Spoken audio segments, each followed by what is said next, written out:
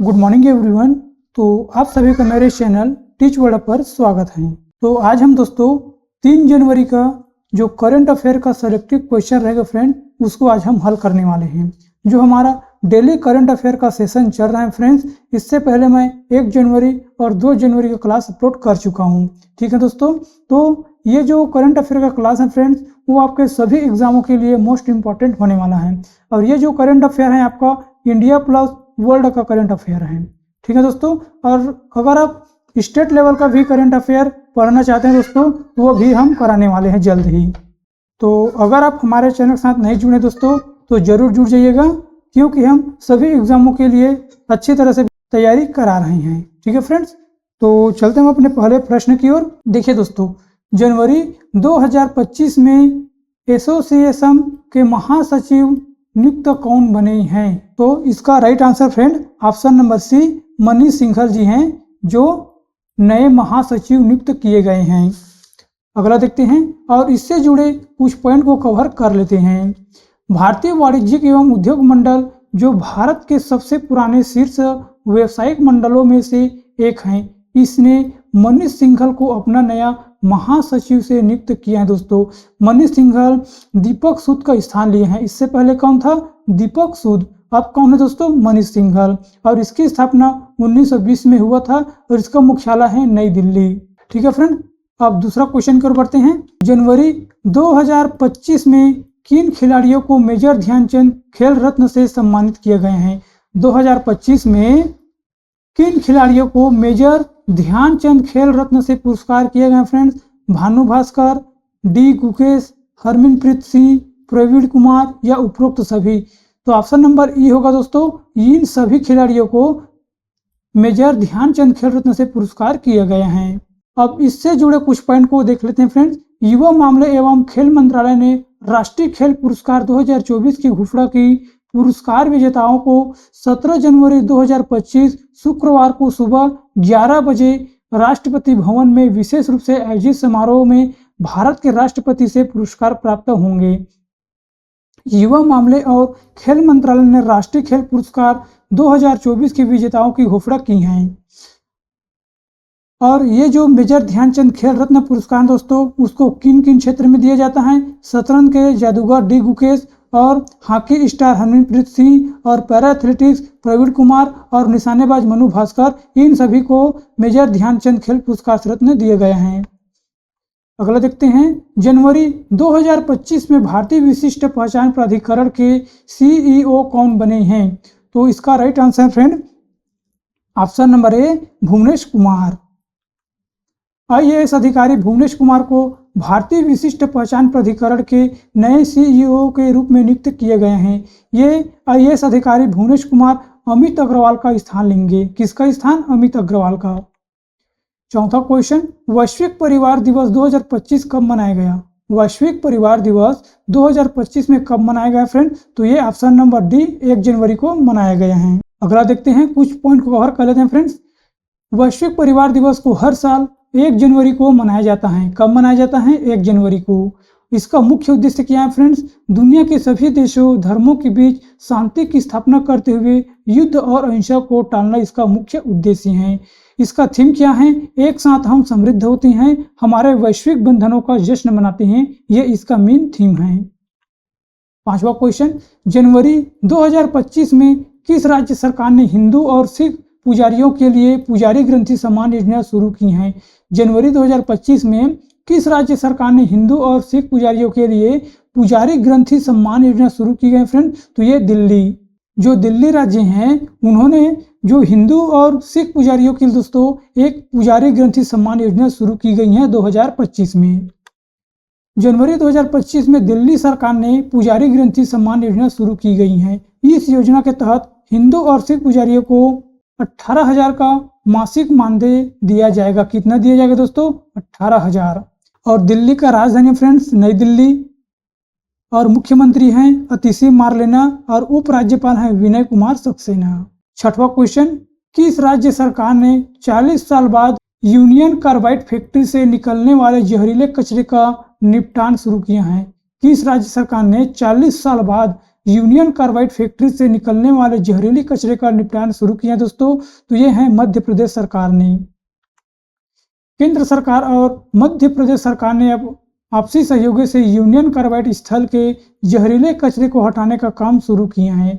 मध्य प्रदेश उच्च न्यायालय ने 3 दिसंबर 2024 को सर्वोच्च न्यायालय के निर्देश के बावजूद भोपाल में यूनियन कार्बाइड स्थल को खाली न करने के लिए अधिकारियों को फटकार लगाई तथा कचरे को हटाने के लिए 4 सप्ताह की समय सीमा निर्धारित किया गया है। अगला देखते हैं कि इस वर्ष को संयुक्त राष्ट्र ने सहकारिता, क्वांटम विज्ञान एवं प्रौद्योगिकी और शांति व विश्वास के वर्ष के रूप में घोषित किया गया है। कि इस वर्ष को संयुक्त राष्ट्र ने सहकारिता, क्वांटम विज्ञान और प्रौद्योगिकी और शांति व विश्वास के वर्ष के रूप में घोषित किया गया फ्रेंड। तो ये 2025 को किया गया है।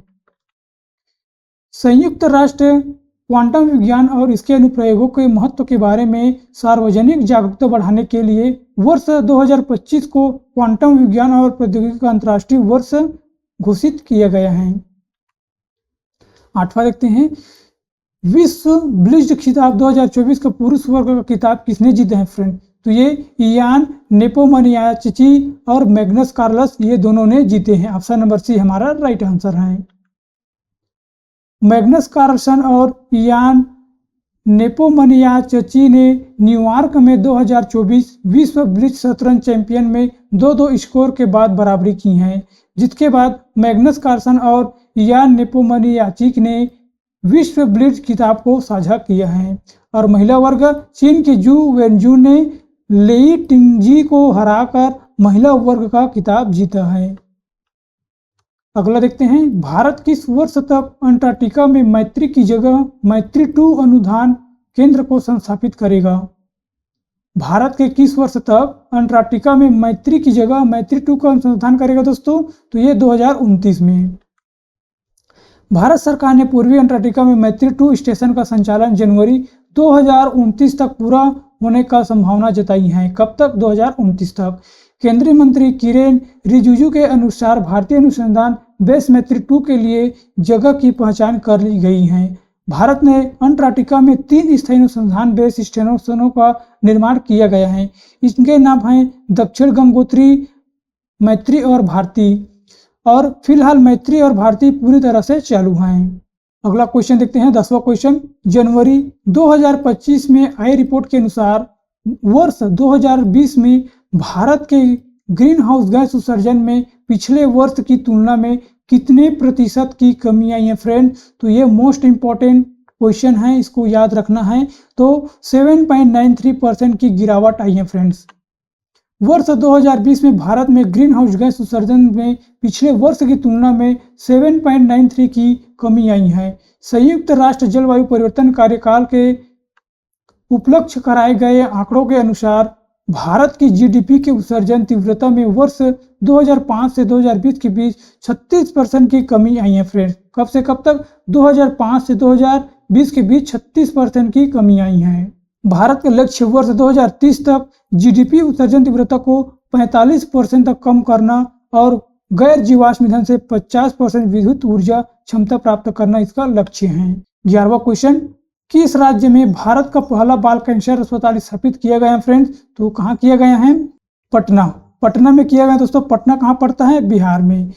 तो पटना में भारत का पहला बाल कैंसर अस्पताल स्थापित किया गया है। बिहार की राजधानी पटना में देश का पहला चाइल्ड स्पेशल कैंसर अस्पताल बनेगा, जिसकी नींव बिहार के मुख्यमंत्री नीतीश कुमार द्वारा रखी गई है। इस अस्पताल का निर्माण महावीर कैंसर संस्थान द्वारा कराया जाएगा। किसके द्वारा? महावीर कैंसर संस्थान, जो पहले से 2 कैंसर अस्पतालों का संचालन कर रही हैं। यह 6 मंजिल और 100 बेड का अत्याधुनिक अस्पताल होगा। यहाँ 18 साल तक के बच्चों को कैंसर का मुफ्त इलाज किया जाएगा। ठीक है फ्रेंड्स। अगला देखते हैं, वर्ष 2025 के बाद जन्म लेने वाले बच्चों की नई पीढ़ी को क्या नाम दिया गया है? ये मोस्ट इंपॉर्टेंट है दोस्तों। वर्ष 2025 के बाद जन्म लेने वाले बच्चों की नई पीढ़ी को क्या नाम दिया गया है फ्रेंड्स? तो इसको नाम दिया गया है बीटा जनरेशन। और इससे पहले क्या जनरेशन था दोस्तों? इससे पहले अल्फा जनरेशन था, अल्फा पीढ़ी। अब इसके बाद आ गए हैं बीटा। हर 10 साल बाद होता है दोस्तों। इसके बाद आ गया गामा, अल्फा बीटा गामा। ठीक है फ्रेंड्स। अगला देखते हैं, 1 जनवरी 2025 से 39 तक जन्मे बच्चे बीटा किड्स कहलाएंगे। क्या कहलाएंगे? Beta kids. ये बच्चे एक ऐसी दुनिया में बड़े होंगे जहां आर्टिफिशियल इंटेलिजेंस और उन्नत तकनीकी उनके जीवन का हिस्सा रहेगा। कैसी हो सकती हैं? देख सकते हैं, यह पीढ़ी महामारी के बाद की दुनिया में जन्म ले रही हैं, इसलिए इसे महामारियों से सीखने का मौका मिलेगा। सोशल मीडिया इस पीढ़ी की ताकत हो सकती है, जिससे सोशल मीडिया को नया आकार मिलेगा। 13वां क्वेश्चन, 1 जनवरी 2025 को भारतीय वायुसेना की पश्चिमी वायु कमान किसने संभाली है? वायु कमान की कमान किसने संभाली है फ्रेंड्स? तो option number D, Jitendra Mishra ने संभाली है। एयर मार्शल जितेंद्र मिश्रा ने 1 जनवरी 2025 को भारतीय वायु सेना की पश्चिमी वायु कमान की कमान संभाली है। दिसंबर 1986 में उन्हें भारतीय वायु सेना में एक लड़ाकू पायलट के रूप में नियुक्त किया गया था। Air marshal Jitendra Mishra air marshal Pankaj Mohan Sinha का स्थान लेंगे। किसके स्थान लेंगे? पंकज मोहन सिन्हा का। 14वां क्वेश्चन देखते हैं, जनवरी 2025 में सरकार ने प्रधानमंत्री फसल बीमा योजना और पुनर्गठित मौसम आधारित फसल बीमा योजना की समय सीमा को कब से कब तक बढ़ाने का फैसला किया है? तो ये दोस्तों 2025 से 26 तक बढ़ाने का फैसला किया है। केंद्रीय मंत्रिमंडल ने मौसम आधारित फसल बीमा योजना, प्रधानमंत्री फसल बीमा योजना को 2025 से 26 तक बढ़ाने की मंजूरी दी है। योजना का कुल परिव्यय बढ़कर 69,515 करोड़ रुपए कर दिए गए हैं।